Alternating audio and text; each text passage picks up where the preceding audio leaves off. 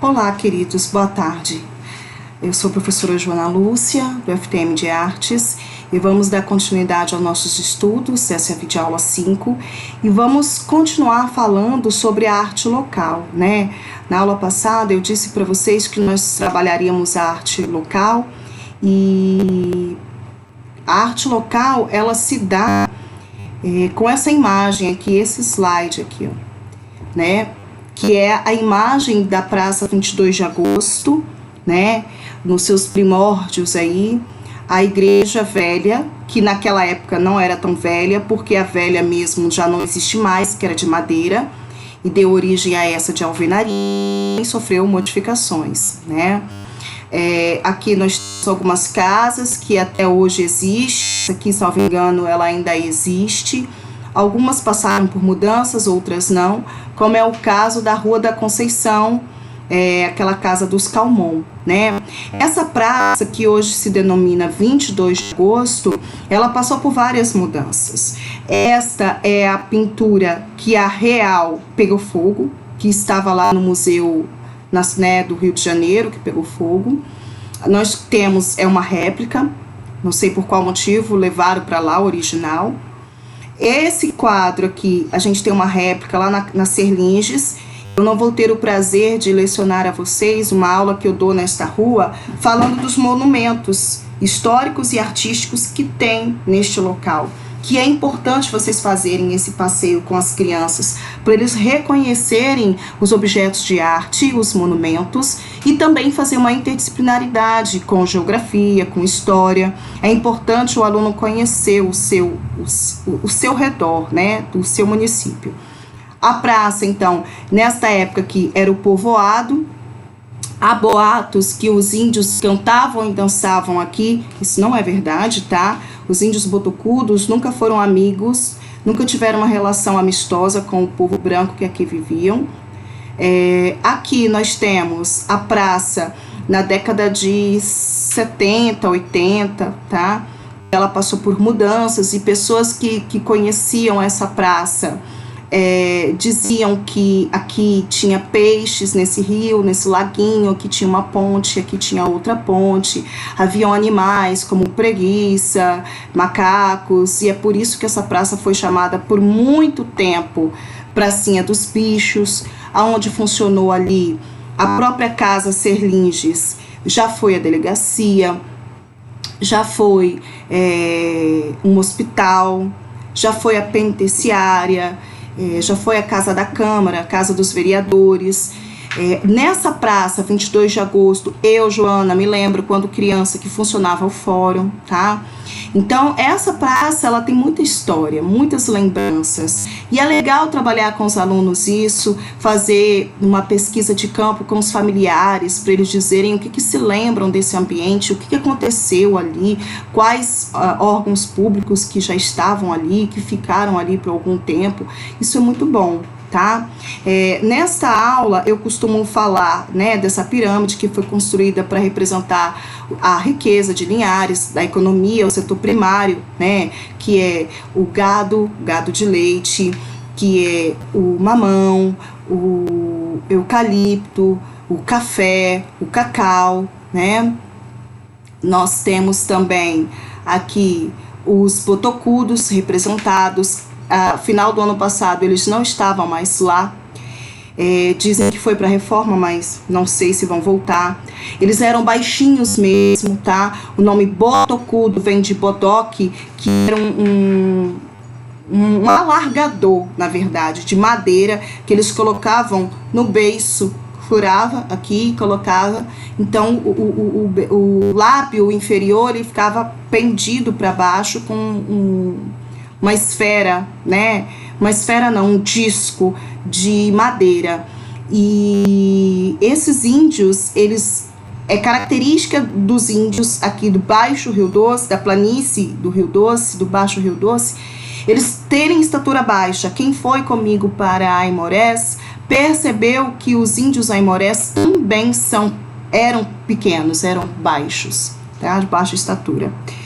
Aqui, pessoal, aonde esse prédio aqui, ó, foi o primeiro cemitério de Linhares, tá?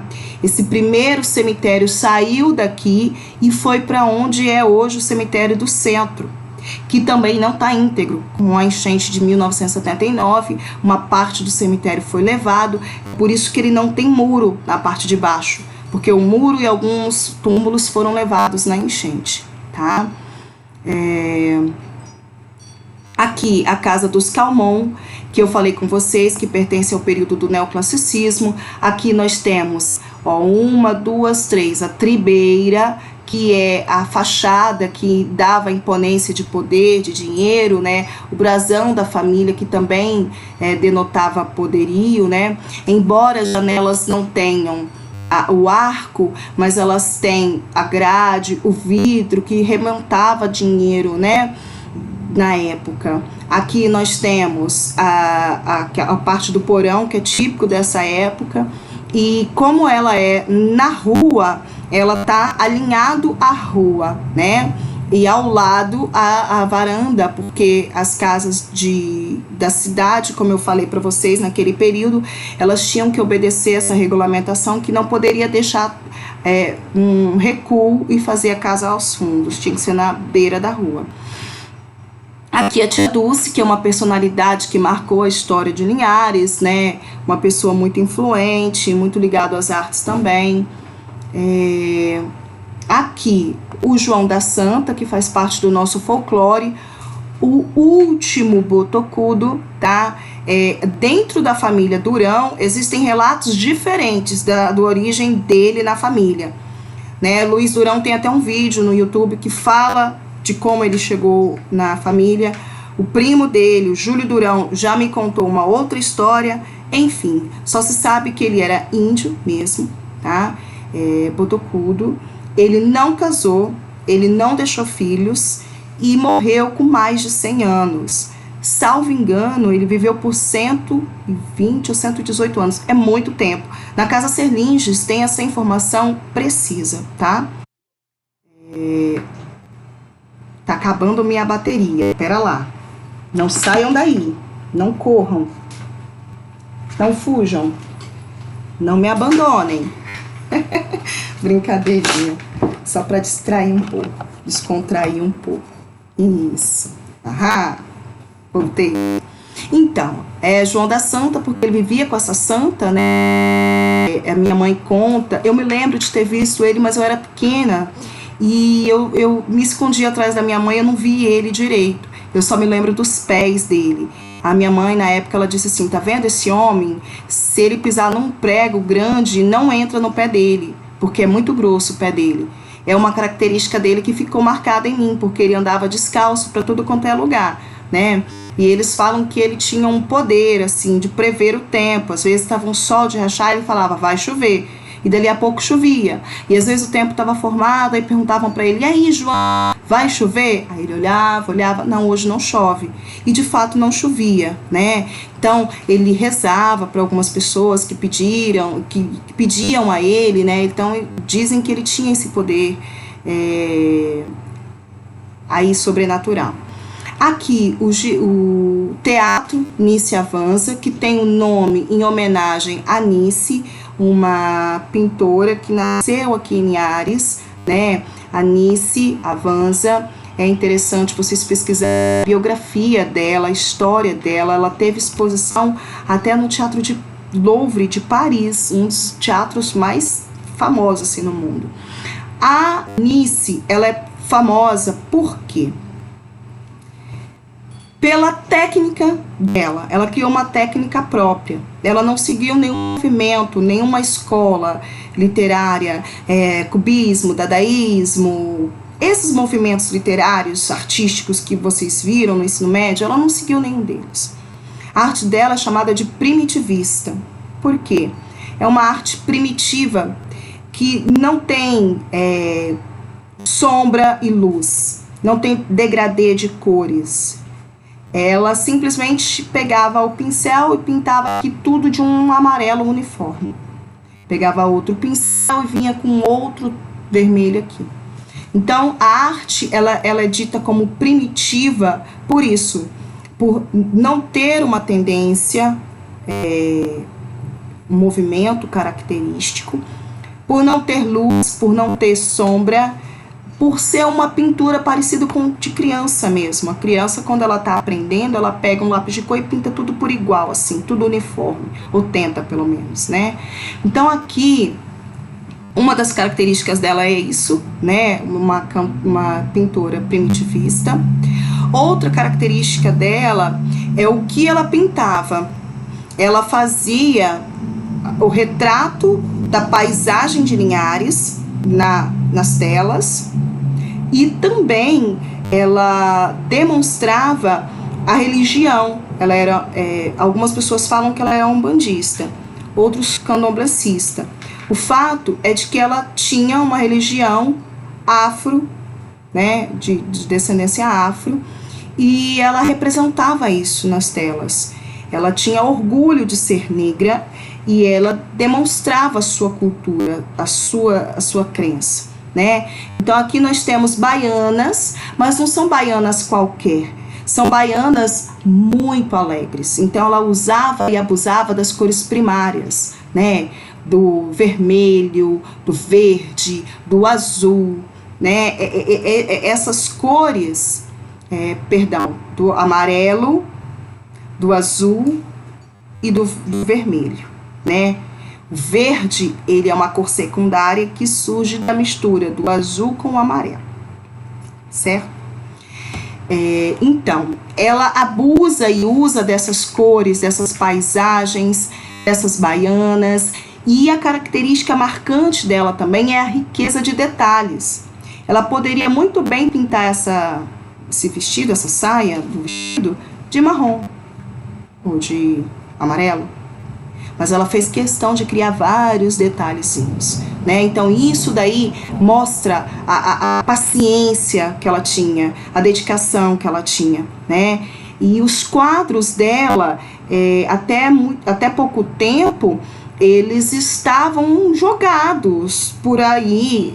O homem que trabalha ali na Serlinges, o Helber, ele disse que alguns dos quadros dela estavam deteriorando e que por iniciativa própria ele e outras pessoas aqui de Linhares pegaram e tentaram restaurar, levaram para a UFES, para alguns restauradores restaurar, nem todos foram restaurados, alguns as traças já estavam comendo, infelizmente, né, não atribuiu-se aquela importância que deveria ter sido dado a ela e as obras dela, né? Há um tempo atrás eu fui na casa de um dentista amigo meu e vi uma obra da Nice lá, eu fiquei, nossa, é a Nice, eu ganhei dela há uns anos atrás, eu fiquei assim, fascinada, mas são poucas pessoas que têm esse fascínio, infelizmente, a gente só fica famoso nas artes depois de morto, e às vezes nem assim, né? Mas fora do Brasil ela é conhecida, se vocês jogarem no Google, vamos aqui, ó,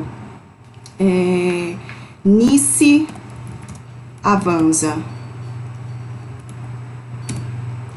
e buscarem, virar com certeza várias informações sobre ela, tanto da biografia, porque a minha internet não está ajudando, não me faça passar vergonha, vamos lá. Então, vai vir sim, ó, a internet está terrível. Vai vir algumas informações sobre ela, tá? E também os quadros que ela pintou. A biografia dela é lindíssima. Uma das biografias, existem vários registros, né? Uma das que eu li é de que ela pintava não consegui agora, mas vocês vão conseguir, eu tenho certeza. Ela pintava em papel de pão. E aí alguém chegou para comprar na padaria, viu, trabalhava como balcão de padaria, né, viu, nossa, aí ó, apareceu, que linda a sua pintura, e alguém se sensibilizou, deu tintas para ela, tela, e daí ela começou a pintar. O marido dela não gostava muito disso, mas ela gostava muito de pintar, e até que chega uma hora que ele deixa ela pintar, e a paixão dela era cacau, ela amava cacau, e ela coloca cacau em muitas das suas pinturas, florzinhas em muitas das pinturas. Ó a releitura que ela fez da Santa Ceia, tá vendo? A pintura dela envolvendo aves aqui da nossa região, envolvendo o povo de Pontal do Ipiranga, aquele bar ali que tem próximo à pracinha, o ecológico, era de propriedade da Nice. Aqui é uma foto dela, né? E ela trabalhava ali naquele bar, fornecendo bebida, lanche, e os seus últimos dias foram ali, tá? É interessante vocês pesquisarem sobre ela, a biografia dela, a técnica que ela usava, as obras que ela fez, e dar aos alunos a criatividade de fazer no estilo dela a releitura de algumas obras, né? É interessante também, dentro da arte musical linharense, trabalhar o nosso hino, que é lindíssimo. A Dinorá, que canta esse hino, ela vai nas escolas, ela ainda é professora ativa, ela está ativa. Ela foi o ano passado na escola que eu trabalho, de sexto ao nono, e cantou esse hino ao vivo ali. Os meninos puderam fazer várias perguntas para ela. E aí, pessoal, sobre a arte local, é isso que eu tenho, tá? Eu não tenho mais informações, não. Na verdade, eu quis inserir mais informações, porque esse Prezi é o maior que eu tenho. E ele faz essa retrospectiva da arte, desde a arte rupestre até os tempos atuais. Então, se eu fosse inserir mais coisas, a gente ia demorar mais tempo, tá? Então é isso. Qualquer dúvida, entre em contato, tá bom? Eu vou continuar ainda nessa mesma videoaula para falar de alguns artistas internacionais, né, que ficaram famosos no mundo todo. Dentre eles, Leonardo da Vinci. Leonardo da Vinci nasceu na Itália, né, em 1452, e ele era pintor, escultor, arquiteto, engenheiro, cientista, músico do Renascimento. Existem alguns desenhos de Leonardo da Vinci muito interessante, que ele desenhava o corpo humano. Como ele também era um cientista, ele desenhava certos cadáveres para servir, os desenhos dele servir como fotografias para estudantes de medicina. Tem uma foto dele que se chama O Parto, que é um útero perfeitinho desenhado. Mas a sua obra mais famosa é a Gioconda, né? Mais conhecida como a Mona Lisa. E há várias controvérsias sobre a leitura dessa obra de imagem, dessa obra de arte. Ela é do Renascimento, tá? Embora a técnica aqui seja o esfumato, que consiste em você pegar o pincel e esfumar. Peraí que eu vou pegar.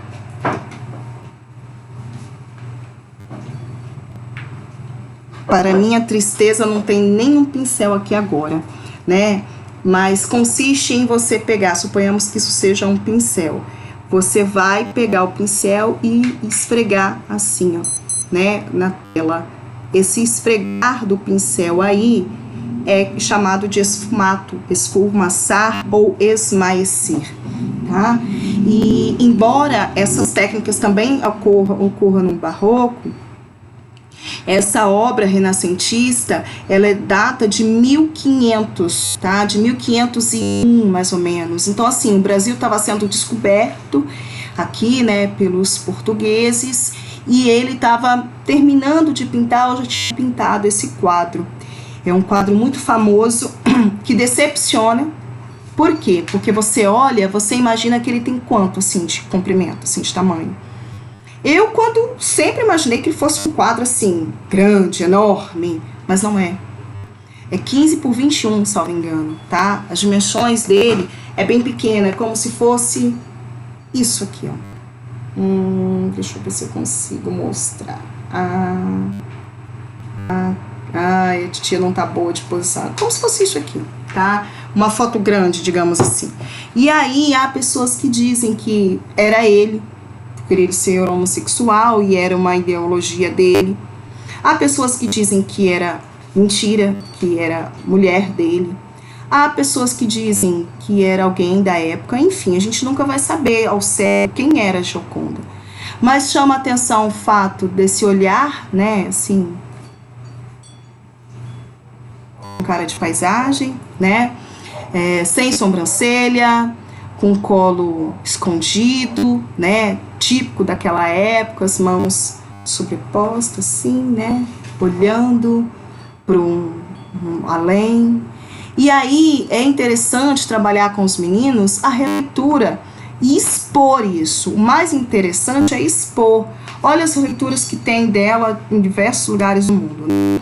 Ela na versão Simpsons, ela com bigode, com uma obra do Jump, né? Na versão, eu não sei falar isso, Pulp, não vou tentar, mas diz os meninos que sabem, os meninos conhecem o que é, eu por favor não sei. Aqui, Obesa, de Botero, a Mona Lisa modernista, né? Tá bem parecido aí com as obras de Nice, salvo engano ela tem uma releitura da Mona Lisa, tá? Mona Lisa astronauta, e aí você vê a imaginação dos alunos, né? Eu já vi algumas Mona Lisas com sobrancelha de rena, com seios grandes, né? E aí vai a criatividade deles, é isso aí, o fruir, né, da arte. Das obras destacam-se a Gioconda, que é esta, a Última Ceia, a Virgem dos Rochedos e a Anunciação da Virgem Maria, né, que é essa obra aqui. Ele também, esse desenho que no fundo também foi feito por ele, como eu disse, ele também tem vários desenhos que colaboraram para a medicina, tá? A importância de se trabalhar a releitura disso. Um dos autores que também, assim, você encontra em livros de educação infantil, Van Gogh, né? O Van Gogh, esse daqui, eu tenho um livro que conta sobre a biografia dele, as obras dele, está lá na Faceli. Infelizmente, está no armário da Faceli. Van Gogh é conhecido pela sua melancolia, esse ar melancólico dele. Esse aqui ele fez o autorretrato dele. Um desafio para o artista é fazer o seu autorretrato. É muito difícil a gente saber fazer o nosso rosto assim. E ele fez muito bem o autorretrato dele. E ele é da época, essa é uma obra impressionista, né, do impressionismo. E nesta época era comum esses traços, essas linhas serem colocadas de modo a formar imagens. Observe que essa obra de arte dele é feita por vários risquinhos, né, vários tracinhos. E ele era muito pobre, tá? Ele morreu pobre, com fome, frio, num quartinho, né? E olha só a biografia aqui, ó. Van Gogh somente foi reconhecido após sua morte. Em vida, o holandês passou fome e frio, viveu em barracos e conheceu a miséria. Viveu apenas uma pintura, O Vinhedo Vermelho, em maio de 1990. Uma pintura, tá? O Vinhedo Vermelho foi uma outra obra que, claro, ele já tinha morrido em 1990, conhecida como o Retrato de Dr. Gachet, pintado no século antes. Foi comercializado por 82 milhões, tá? Pensa como ele não deveria ter ficado revoltado se ele tivesse lá o espírito dele, né? Poxa, morrer de fome e frio e a obra dele ser vendido, né, por esse valor tão alto assim. E aí, pessoal, aqui nós temos uma outra obra muito conhecida dele, que são os 12 Girassóis. E conhecendo ele, você entende por que esses girassóis estão assim, né, murchos. Às vezes você não entende. Por que esses girassóis murchos, feios, estão aí? Não sei por que essa obra é famosa. Na verdade, essa obra é famosa pela sua técnica. Aí existe uma cor só, que é o amarelo. Não, professora, você está enganada. Eu estou vendo amarelo, verde e vermelho. Sim, meus queridos. Mas existe uma técnica em arte que é você pintar a pintura monocromática, ou seja, uma cor. E você pode criar vários tons dessa mesma cor. Então, esse verde que está aqui, ele ganhou um pouquinho de azul e ficou esse amarelo que está aqui, ganhou um pouquinho de azul e ficou verde. Esse amarelo que tá aqui ganhou um pouquinho de vermelho e ficou laranja. E esse amarelo daqui ganhou um pouquinho e ficou de uma cor mais escura. Mas enfim, todo o quadro sobressai o amarelo. Foi feito com amarelo, mistura de amarelo com branco, que a gente vai ver mais à frente, tá? Essa teoria das cores. Mistura de amarelo com preto e amarelo com outras cores, mas tudo predomina é amarelo. E esses 12 girassóis fica famoso por isso, por ele ter essa técnica dessa maestria, e também pelo fato de demonstrar nas telas dele a personalidade do pintor. As obras de arte, elas revelam o que vai no inconsciente do pintor, do artista. E esta daí, assim como as outras, revela um homem triste, um homem solitário, um homem que passou necessidade naqueles frios severos, né, da Europa. Vamos lá, vamos continuar. Aqui o quarto em Arles, de Van Gogh. Olha a data, 1888. É a data da abolição da escravatura aqui no Brasil. Enquanto no Brasil nós estávamos passando, né, por um grande movimento social, ele estava lá, nesse quarto frio, pobre, aonde ele residia, em Arles. O que é o pontilhismo? Naquela aula sobre homenagem ao Dia das Mulheres, vocês tiveram a oportunidade de escolher, né, fazer uma obra de arte com a técnica do pontilhismo. O nome já diz, é a técnica de pintura que consiste em pintar, preencher o desenho com vários pontinhos, vários pinguinhos, que pode ser feito com pincel, pode ser feito com caneta hidrográfica ou tinta mesmo, tá? Então aqui nós temos algumas obras. E aí fizeram a releitura da obra da Tarsila com pontinhos, né? Pablo Picasso, ele é um dos muitos artistas internacionais famosos que nós não podemos deixar de falar. Ele foi um dos pioneiros, dos percussores do cubismo, desse movimento que tinha como objetivo colocar formas geométricas nas telas. O cubismo foi um dos principais, se não um dos mais comentados estilos do modernismo, das chamadas vanguardas. Mas o que a arte africana tem a ver com isso?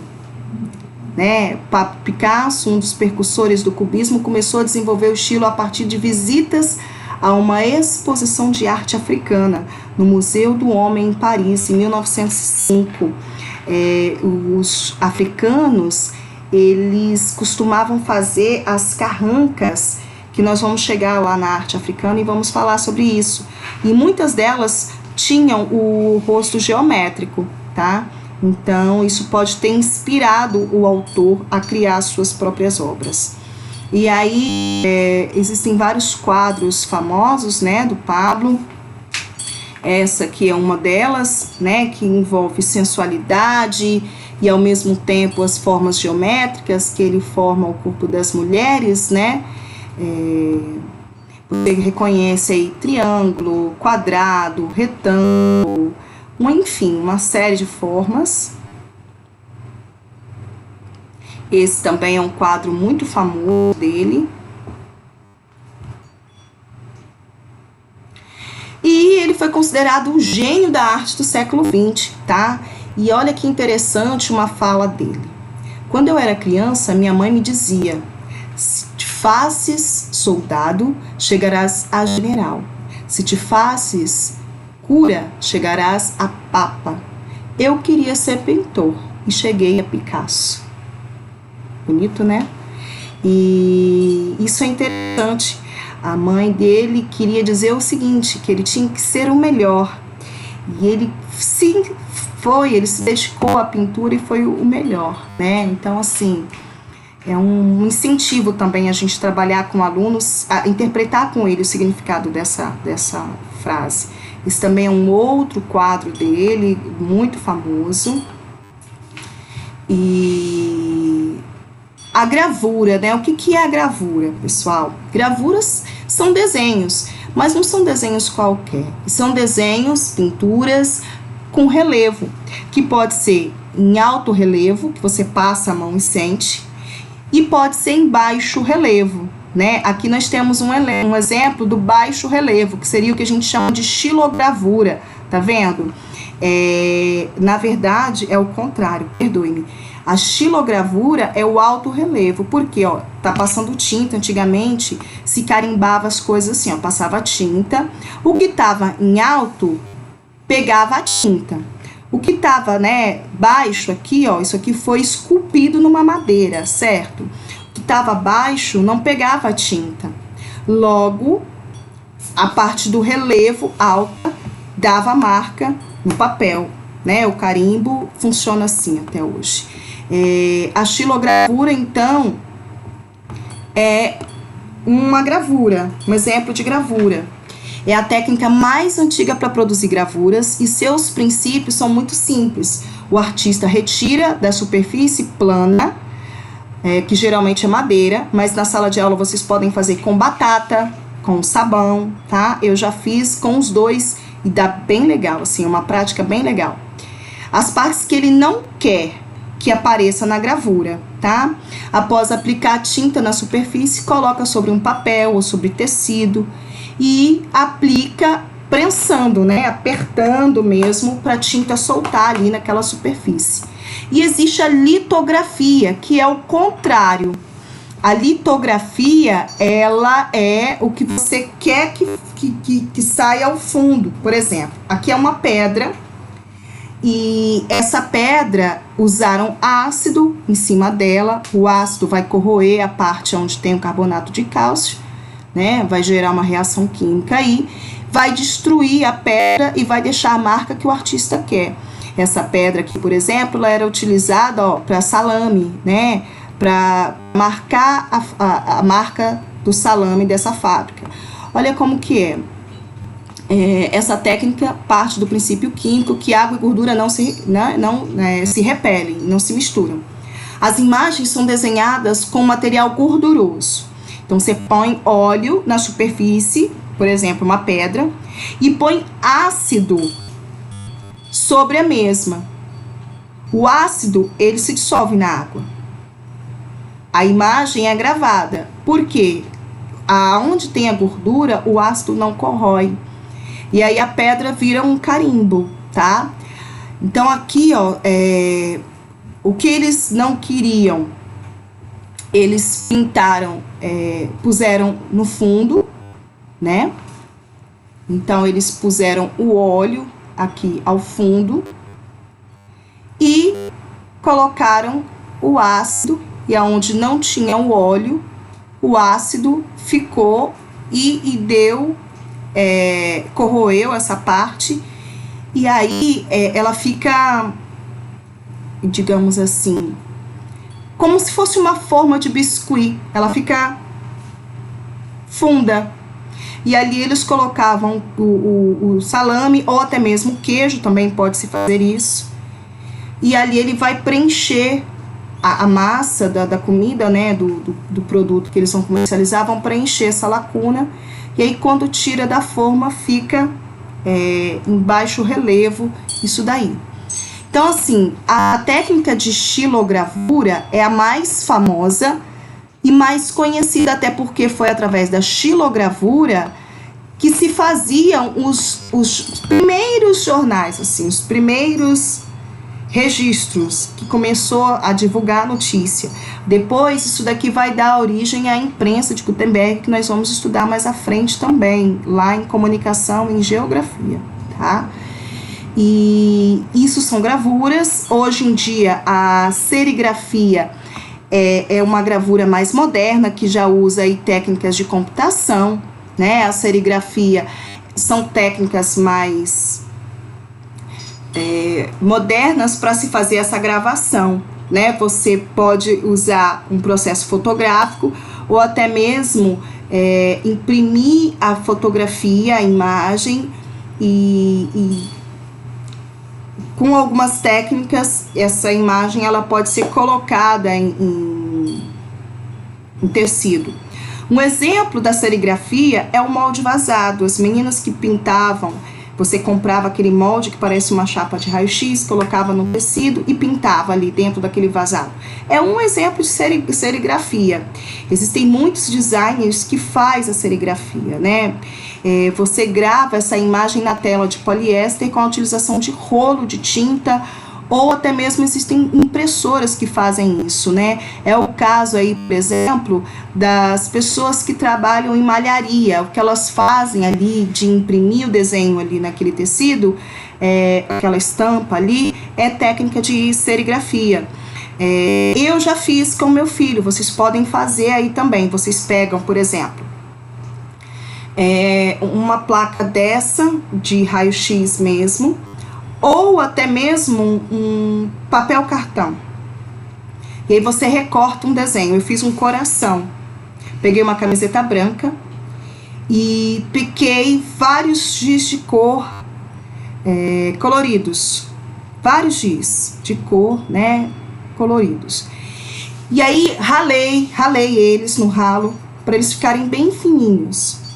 Coloquei uma folha de ofício em cima, né? E com um ferro de passar roupa, passei em cima. O que acontece? O giz de cera derrete, forma o desenho, aí você deixa esfriar, depois de 24 horas você lava. Não sai mais. Fica lá. Então você pode gravar, pegar a letra, você pode pegar a letra do seu nome e colocar lá, né, o alfabeto ali, posicionar as letras direitinho, ou comprar esse molde vazado que vende no armarinho. Você pode criar, soltar a sua imaginação e criar uma camiseta personalizada. Agora, nessa quarentena, a gente tem que inventar o que fazer, é uma boa prática, vocês não acham?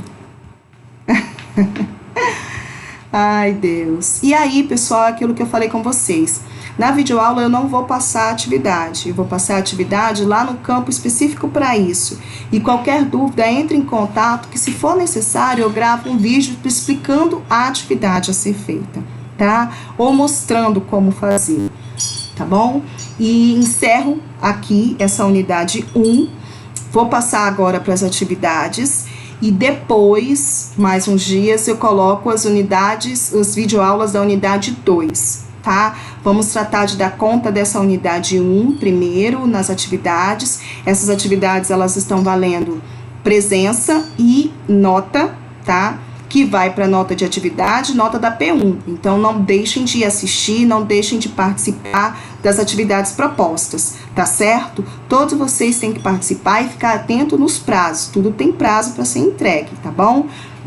Um grande beijo para vocês e até mais. Tchau, tchau.